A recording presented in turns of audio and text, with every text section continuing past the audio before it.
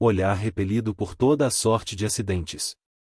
Ao contrário de uma linha de cumeadas, depara-se, no prolongamento do caminho do Rosário, um talvegue, um sulco extenso, espécie de calha desmedida trancada, transcorridos 300 metros, pela barragem de um cerro. Atingido este, vêem-se-lhe aos lados, esbotenando-lhe os flancos e corroendo-os, fundos rasgões de enxurros que drenam a montanha. Por um deles, o da direita, se enfia, entalando-se em passagem estreita de rampas vivas e altas, quase verticais, lembrando restos de antigos túneis, aquele caminho, descendo, em desnivelamentos fortes. À esquerda outra depressão, terminando na encosta suave de um morro, o do Mário, se dilata na extensão maior de norte a sul, fechando-se, naquele primeiro rumo, ante outro cerro, que oculta o povoado e tomba, de chofre, pelo outro, em boqueirão profundo até ao leito do Umburanas. À frente, em nível inferior, a fazenda velha. O pequeno serrote dos Pelados, cai. Logo, em seguida, em declive, até Alvazabarris, embaixo. E para todos os quadrantes, a para leste, buscando o vale do Macambira. Aquém das cumeadas de Cocorobó e a estrada de Jeremoabo que o atravessa, para o norte, derivando para a vasta planície ondeada, para o ocidente, procurando os leitos dos pequenos rios, o Umburanas e o Mucuim perto do extremo da estrada do Cambaio. Para todos os lados, o terreno descamba com o mesmo fácies que lhe imprimem sucessivos comoros empolando-se numa confusão de topos e talhados. Tem-se a imagem real de uma montanha que desmorona, avergoada pelas tormentas, escancelando-se em gargantas, que as chuvas torrenciais de ano a ano reprofundam, sem o abrigo de vegetação que lhe amorteça a crestadura dos estios e as erosões das torrentes. Porque o morro da favela, como os demais daquele trato dos sertões, não tem nem mesmo o revestimento bárbaro da caatinga. É desnudo e áspero. Raros arbúsculos, esmirrados e sem folhas, raríssimos cereus ou bromélias esparsas, despontam-lhe no cimo. Sobre o chão duro, entre as junturas das placas xistosas justapostas em planos estratigráficos, nitidamente visíveis, expondo, sim, o disfarce da mais tênue camada superficial, a estrutura interior do solo. Entretanto, embora desabrigado, quem o alcança pelo sul não vê logo o arraial, ao norte. Tem que descer, como vimos, em suave declive, a larga aplicatura em que se arqueia, em diedro, a montanha, numa selada entre lombas paralelas. Fuzilaria. Por ali enveredou, ao anoitecer, a testa da coluna e uma bateria de Krupp, seguidas do resto da 2ª Brigada e da 3ª, ficando a primeira e o grosso da tropa retardados à retaguarda. Mas deram poucos passos mais. O tiroteio frouxo, que até então acompanhará os expedicionários, progredira num crescendo contínuo, à medida que se realizava a ascensão, transmudando-se ao cabo, no alto, em fuzilaria furiosa. E desencadeou-se uma refrega original e cruenta. Não se via o inimigo, encafurnado em todas as socavas, metido dentro das trincheiras abrigos, que minavam as encostas laterais, e encoberto nas primeiras sombras da noite que descia. As 2 companhias do 25º Batalhão suportaram valentemente o choque.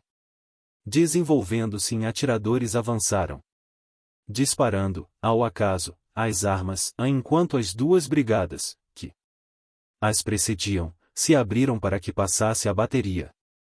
Esta, jogada violentamente para a frente, arrastada, mais a pulso que pelos moares exaustos e espantados, passou entre elas, em acelerado. Ruidosamente. Subiu o cômoro fronteiro. Alinhou-se em batalha. No alto. Desenrolou-se no ar a bandeira nacional. Uma salva de 21 tiros de granadas atroou sobre Canudos. O general Arthur Oscar, a cavalo junto aos canhões, observou pela primeira vez, embaixo, esbatido no clarão do luar deslumbrante, a misteriosa cidade sertaneja, e teve o mais fugaz dos triunfos na iminência varejada em que se expusera temerariamente. Porque a situação era desesperadora.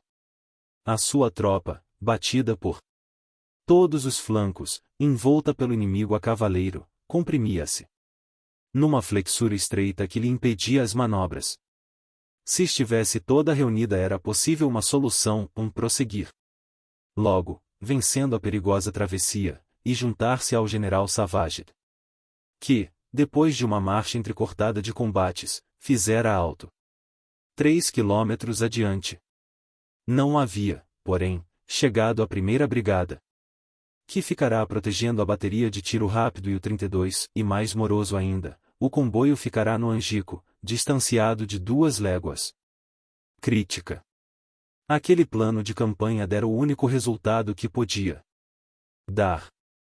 A expedição homogênea que, pelo seu dispositivo inicial, não podia fracionar-se, porque vinha adstrita a uma direção única e, abastecida por um comboio único, dividira-se precisamente ao chegar ao objetivo da luta.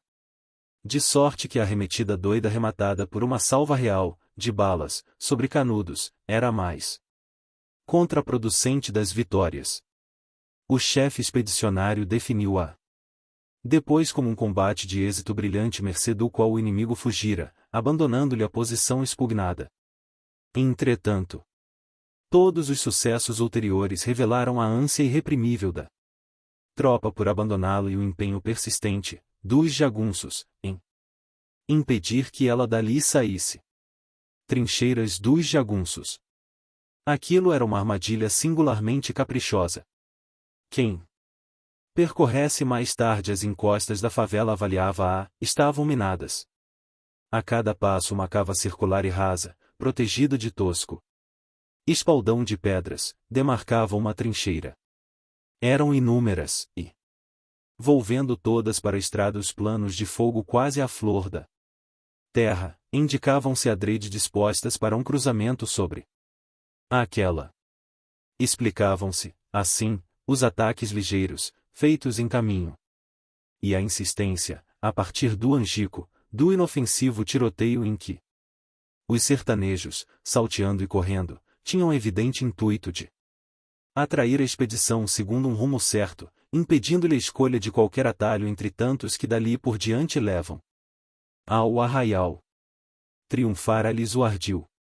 Os expedicionários, sob o estímulo da ânsia perseguidora contra o antagonista disperso na frente, em fuga, haviam imprudentemente enveredado, sem uma exploração preparatória, pela paragem desconhecida, acompanhando, sem o saberem, um guia ardiloso e terrível, com que não contavam, um pajeú.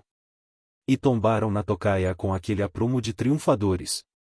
Mas a breve trecho perderam, num tumultuar de fileiras retorcidas, quando, em réplica ao bombardeio que tempesteava a um lado, correu vertiginoso, de extremo e de alto a baixo, nas encostas, incendiando-as, um relampaguear de descargas terríveis e fulminantes, rompendo de centenares de trincheiras, explodindo debaixo do chão como fogaças. Continua a fuzilaria. Era um fuzilamento em massa. Os batalhões surpreendidos fizeram-se multidão atônita, assombrada e inquieta, centenares de homens esbarrando-se desorientadamente, tropeçando nos companheiros que baqueavam. Atordoados pelos estampidos, deslumbrados pelos clarões dos tiros, e tolhidos, sem poderem arriscar um passo na região ignota sobre que descera a noite. A réplica, alvejando as encostas, era inútil. Os jagunços atiravam sem risco, de cócaras ou deitados no fundo dos fossos, em cuja borda estendiam os canos das espingardas, excluído o alvitre de os desalojar a cargas de baionetas, lançando-as desesperadamente contra os morros, ou de prosseguirem, aventurando-se a piores assaltos e abandonando a retaguarda, restava aos combatentes o de permanecerem a pé firme na posição perigosa aguardando-o amanhecer. Acampamento na favela. Esta solução única foi favorecida pelo adversário. O ataque ao Fim de uma hora amorteceu-se e afinal cessou inesperadamente. As brigadas acamparam na formatura da batalha. A segunda desenvolveu-se em linhas avançadas, do centro para a direita, tendo a retaguarda a primeira, a artilharia alinhou-se próxima, sobre o cerro fronteiro, extremada à direita pela bateria de tiro rápido tendo no centro o Whitworth 32, que se confiara à guarda do 30º, do tenente-coronel Tupi Caldas. O general, que comandará este batalhão quando o coronel, pô-lo em pessoa naquele posto perigoso. A honra do 30º entrego à artilharia e fico tranquilo. O resto do 5º Regimento, do Major Barbedo, embarcou, desenvolvendo-se para a esquerda, tendo próxima a ala de cavalaria do Major Carlos Alencar. Perto da depressão, junto ao alto do Mário. Ponto fraco da posição, a que ulteriores sucessos dariam o nome de Vale da Morte, se adensaram os batalhões do Coronel Flores. Numa sanga menos enfiada pelos fogos, se improvisou um hospital de sangue. Para lá se arrastaram 55 feridos, que com 20 mortos por ali esparsos, porque não havia como os remover, alteavam a 75 o número de baixas do dia, em pouco mais de uma hora de combate. Estendeu-se em torno um cordão de sentinelas, e a tropa, comandantes e praças deitados pelo chão na mais niveladora promiscuidade, repousou em paz. A inopinada quietude do inimigo dera-lhes a ilusão da vitória. Saudaram-na antecipadamente as bandas de música da 3ª Brigada, esgotando até 10 horas um grande repertório de dobrados, e um luar admirável alteou-se sobre os batalhões adormecidos. Mas era uma placidez enganadora. Os sertanejos haviam conseguido o intento que lhes ditara a astúcia. Tendo arrastado até lá a expedição, restava-lhes, de todo desprotegido, a retaguarda, o comboio de munições de guerra e de boca. No dia imediato assaltariam simultaneamente por 2 pontos, na favela e no Angico. E, ainda quando vitoriosas no primeiro as forças arremetessem com o arraial, alcançá-lo iam desmuniciadas, inermes. Canudos. Esta circunstância não pesou, porém, no ânimo dos que se haviam abeirado tão precipitadamente do centro das operações. Ao clarear da manhã de 28, reunidos na posição dominante da artilharia, oficiais e praças, contemplavam, afinal, a caverna dos bandidos, segundo o dizer pintoresco das ordens do dia do comandante em chefe. Canudos crescerá ainda, porém tendo apenas mais amplo aspecto primitivo e a mesma casaria vermelha, de tetos de argila, alargando-se cada vez mais esparsa pelo alto das colinas em torno do núcleo compacto abraçado pela volta viva do rio, circunvalada nos quadrantes de sudoeste e noroeste por aquele, abrangida ao norte e a leste pelas linhas ondeantes dos cerros, emergia, a pouco e pouco, na claridade daquela hora matinal com a feição perfeita de uma cidadela de expugnação dificílima. Percebia-se que um corpo do exército ao cair no dédalo de sangas, que lhe enrugam em roda o terreno, marcharia como entre galerias estreitas de uma praça de armas colossal. Não havia lobrigar-se um ponto francamente acessível. A estrada de Jeremoabo entrando, 200 metros antes, pelo leito seco do Vazabarris, metia-se entre 2 trincheiras, que lhe orlavam uma e outra margem, mascaradas de sebes contínuas de gravatais bravios. A vereda sagrada de Massacará, por onde seguia o conselheiro nas suas peregrinações para o sul, tombando pelos morros, entre os quais se encaixam Umburanas, era igualmente impraticável. As do Uauá e Várzea da Ema, ao norte, estavam livres, mas exigiam para atingirem-se longa e perigosa marcha contornante. A Igreja Nova, quase pronta, alevantava as 2 altas torres, assoberbando a casaria humilde e completava a defesa. Enfiava pela frente todos os caminhos, batia o alto de todos os morros, batia o fundo de todos os vales. Não tinha ângulo morto a espingarda do atirador alcandorado em suas cimalhas espessas, em que só faltavam planos de fogo de canhoneiras, ou recortes de ameias. O terreno que na frente da favela, ao norte, deriva até ao rio. Empolado e revolto, abre-se, como vimos, para a esquerda na larga depressão, dando acesso ao Morro do Mário e à linha de Cumeadas. Em declive que se dirige para a Fazenda Velha. Ali estava a 3ª Brigada, desde cedo, formada em colunas. Mais para a direita, dominante, a artilharia. Sucessivamente a 2ª e a 1ª Brigadas. A tropa amanhecera na formatura da batalha. Atendendo, porém, às vantagens táticas da posição, esta devia principiar e em grande parte sustentar-se com a artilharia, cujo efeito, no bater a tiros mergulhantes o arraial distante 1.200 metros, se acreditou capaz de acarretar em pouco tempo a mais completa vitória. As esperanças concentrarão-se, por isto, no primeiro momento, nas baterias do Coronel Olímpio da Silveira eram tão grandes que pouco antes de ser feito o primeiro disparo, às 6 horas da manhã, numerosos combatentes de outras armas, aglomerados em volta dos canhões, tinham um papel neutral de espectadores, ansiando por um quadro terrivelmente dramático, canudos ardendo sob a túnica molesta do canhoneio. Uma população fulminada dentro de 5.000 casebres em ruínas. Era mais uma ilusão a ser duramente desfeita. O primeiro tiro partiu, disparando o Krupp da extrema-direita. E determinou, de fato, um empolgante lance teatral.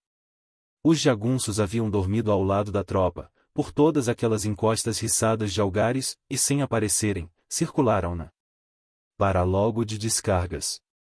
Chuva de balas.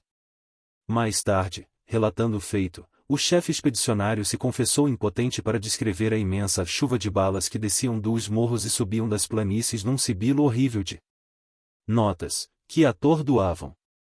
Por sua vez o comandante da 1ª coluna afirmou, em ordem do dia, que durante 5 anos, na Guerra do Paraguai, jamais presenciara coisa semelhante. Realmente, os sertanejos revelaram uma firmeza de tiro surpreendedora. As descargas, nutridas, rolantes e violentíssimas, deflagrando pelos cerros como se as ateasse um rastilho único. Depois de abrangerem a tropa desabrigada, bateram, convergentes, sobre a artilharia. Dizimaram-na. Tombaram dezenas de soldados e a metade dos oficiais. Sobre o cerro, varrido em minutos, permaneceu, entretanto, firme, a guarnição rarefeita e no meio dela, atravessando entre as baterias, impassível como se desse instrução num polígono de tiro, um velho de bravura serena e inamolgável, ou um valente tranquilo, o Coronel Olímpio da Silveira. Foi a salvação. Em tal emergência o abandono dos canhões seria o desbarato. Confusão e desordem. Vibrar o alarme em todos os corpos. Instintivamente, sem direção fixa e sem ordem de comando, 3.000 espingardas dispararam a um tempo dirigidas contra os morros. Estes fatos passaram em minutos, e em minutos, na área comprimida em que se agitava, inútil, a expedição, viu-se a mais lastimável desordem. Ninguém deliberava. Todos agiam ao acaso, estonteardamente, sem campo para o arremesso das cargas ou para a manobra. Mais simples, os pelotões englobados atiravam a esmo em pontarias altas, para não se trucidarem mutuamente, contra o inimigo sinistro que os rodeava, intangível, surgindo por toda a parte. Por toda a parte invisível. Neste tumulto, a 3ª Brigada, no flanco esquerdo, disposta em colunas de batalhões e tendo na vanguarda o 7º, começou a avançar, descendo, na direção da Fazenda Velha, de onde rompiam mais fortes as descargas. Aquele batalhão, que 4 meses antes subira por aquele mesmo caminho em debandada, fugindo e atirando-lhe à margem o cadáver do coronel Moreira César, ia penitenciar-se do desaire. Completando esta circunstância especialíssima, acompanhava-o, logo depois, um sócio de reveses, o 9º. O major Cunha Matos dirigia a vanguarda. Os vencidos da expedição anterior deparavam ensejo raro para a desafronta e tinham um chefe que, sob muitos aspectos, se equiparava ao comandante infeliz que ali tombara, ou o coronel Thompson Flores. Era um lutador de primeira ordem. Embora lhe faltassem atributos essenciais de comando e, principalmente, esta serenidade de ânimo, que permite a concepção fria das manobras dentro do afogueamento de um combate, sobravam-lhe coragem a toda a prova e um quase desprezo pelo antagonista por mais temeroso e forte, que o tornavam incomparável na ação. Demonstrou o ataque temerário que realizou. Fê-lo indisciplinadamente autônomo, sem determinação superior e com o intento firme de arrebatar, numa carga única, até a Praça das Igrejas, vitoriosos, os mesmos soldados que lá se tinham debandado, vencidos 4 meses antes. A sua brigada investiu, batida em cheio pelos fogos diretos do inimigo entrincheirado, e, quase 100 metros da posição primitiva, a vanguarda desenvolveu-se em atiradores. Coronel Flores que, a cavalo lhe tomara a frente, descavalgou, então, a fim de pessoalmente ordenar a linha de fogo. Por um requinte dispensável, de bravura, não arrancara dos punhos os galões que o tornaram alvo predileto dos jagunços. Ao reatar-se, logo depois, a avançada, baqueou, ferido em pleno peito, morto. Baixas. Substituiu o Major Cunha Matos, que dignamente prosseguiu no movimento imprudentemente planeado, porque o 7º Batalhão, entre os demais corpos, era o único que não podia recuar naquele terreno. O seu comando foi, porém, brevíssimo. Desmontado logo por um projetil certeiro, passou-o ao Major Carlos Frederico de Mesquita. Este por sua vez foi, adiante, atingido por uma bala, assumindo a direção da brigada um capitão Pereira Pinto. Era assombroso, o 7º Batalhão teve em meia hora 114 praças fora de combate, e 9 oficiais. Reduzira-se de 1/3. Dissolvia-se a bala. Idêntico destroço. Lavrava noutros pontos. Rapidamente, com um ritmo inflexível. De minuto em minuto, as graduações dos chefes caíam em escalas assustadoras. O 14º de Infantaria, ao abalar em reforço as linhas do flanco direito, perderá, transcorridos alguns metros, o comandante, Major Pereira de Melo. Substituiu o capitão Martiniano de Oliveira e, a breve trecho, foi retirado da linha, baleado. O capitão Souza Campos que lhe sucedeu, apenas dados alguns passos, caiu morto. O 14º prosseguiu comandado por um tenente. A mortandade alastrava-se deste modo por todas as linhas. Como um agravante, ao fim de 2 horas de um combate feito sem a mínima combinação tática, viu-se que as munições se esgotavam. A artilharia, dizimada na eminência em que permanecerá valentemente, dera o último tiro, calando o canhoneio. Perderá metade dos oficiais, e entre estes o capitão fiscal do 5º Regimento, Nestor Vilar Barreto Coutinho. Começaram a chegar ao quartel-general reclamos insistentes para que fossem municiados os batalhões. Fez-se, então, seguir a retaguarda o capitão Costa e Silva, assistente do deputado do quartel-mestre-general, a fim de apressar a vinda do comboio. Resolução tardia. 2 ajudantes de ordens, imediatamente enviados depois dele, volveram de rédeas, percorrido 1 quilômetro. Não podiam romper as fuzilarias que trancavam a passagem. Cortara-se a retaguarda. E se parassem? O tumulto, o estrépito de armas, o alarido confuso e estampidos insistentes, que estrugiam os ares em torno dos lutadores, no alto da favela, eles perceberiam o tiroteio longínquo do 5º de polícia. Braços com os jagunços, a 2 léguas de distância. Uma divisão aprisionada. Toda a primeira coluna estava aprisionada. Por mais estranho que se afigure o caso não havia aos triunfadores um meio de sair da posição que tinham conquistado. Confesso o general em chefe 94. Atacado o comboio e interdita a passagem de qualquer soldado, como demonstraram os casos precedentes, tive de mandar uma força de cavalaria ao general Cláudio do Amaral Savage, na intenção de receber socorro de munições, o que ainda uma vez contrariou o meu pensamento. Porque o piquete não pôde atravessar a linha de fogo do inimigo que tiroteava no flanco direito.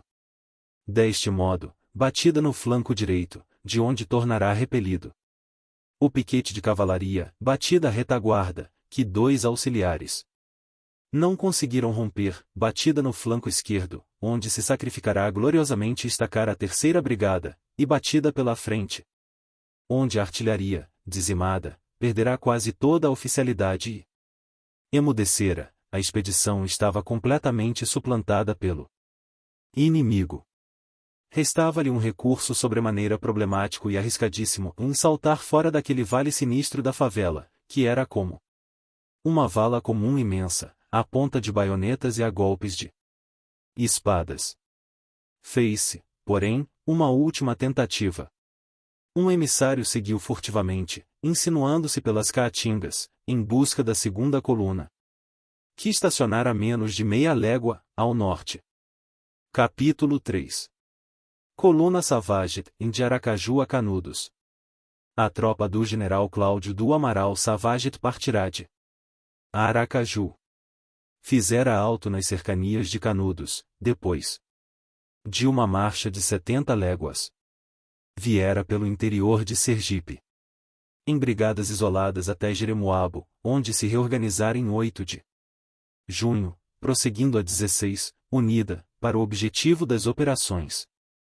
Forte de 2.356 homens, incluídas as guarnições de 2 grupos ligeiros, caminhar a passo folgado e firme, para o que contribuíra. Dispositivo mais bem composto para as circunstâncias. Aquele general, sem avocar a si, inteira e rígida, uma autoridade, que sob tal forma seria contraproducente, repartira-a, sem deslize da inteireza militar, com os seus 3 auxiliares imediatos. Coronéis Carlos Maria da Silva Teles, Julião Augusto de Serra Martins e Donaciano de Araújo Pantoja, comandantes da 4ª, 5ª e 6ª brigadas. E estes realizaram até as primeiras casas do arraial uma marcha que se destaca das demais. Não havia instruções prescritas. Não se ideara justapor ao áspero teatro da guerra a esquadria das formaturas, ou a retitude de planos preconcebidos. A campanha, compreenderam-na como a deviam compreender, imprópria opulências de teorias guerreiras exercitadas através de um formalismo compacto, e girando toda em tática estreita e selvagem, feita de deliberações de momento. Pela primeira vez os lutadores suportavam-na numa atitude compatível, subdivididos em brigadas autônomas, para se não dispersarem, imóveis bastantes para se modelarem a rapidez máxima das manobras ou movimentos que, subtraindo-as a surpresas, as preparassem a aguardar a única coisa que na guerra aventurosa e sem regras lhes era dado esperar ou inesperado. As 3 brigadas, ágeis, elásticas e firmes, abastecidas de comboios parciais, que lhes não travavam os movimentos, feitas para desenvolverem a envergadura, a ginástica das guerrilhas e as asperezas da terra. Repartindo a massa da divisão, substituíam-lhe a importância do número pela da velocidade e vigor das evoluções aptas a se realizarem nas mais circunscritas áreas de combate, sem os entraves dos elefantes de pirro de uma artilharia imponente e imprestável. Viera na frente a 4ª, composta dos 12º e 31º batalhões comandados pelo tenente-coronel Sucupira de Alencar Araripe e Major João Pacheco de Assis. Carlos Teles dirigia ao coronel Carlos Teles a mais inteiriça organização militar do nosso exército nos últimos tempos. Perfeito espécime desses extraordinários lidadores riograndenses, bravos, joviais e fortes, era como eles feito pelo molde de Andrade Neves, um chefe e um soldado, e arrojado e refletido. Impávido e prudente, misto de arremessos temerários e bravura. Tranquila, não desadorando o brigar ao lado da praça de Preno. Mais aceso dos recontros, mas depois de haver planeado friamente a manobra. A campanha federalista do Sul dera-lhe invejável auréola. Sua figura de campeador, ó porte dominador e alto, envergadura titânica, olhar desassombrado e leal, a culminar-lhe o episódio mais heróico, o cerco de Bagé.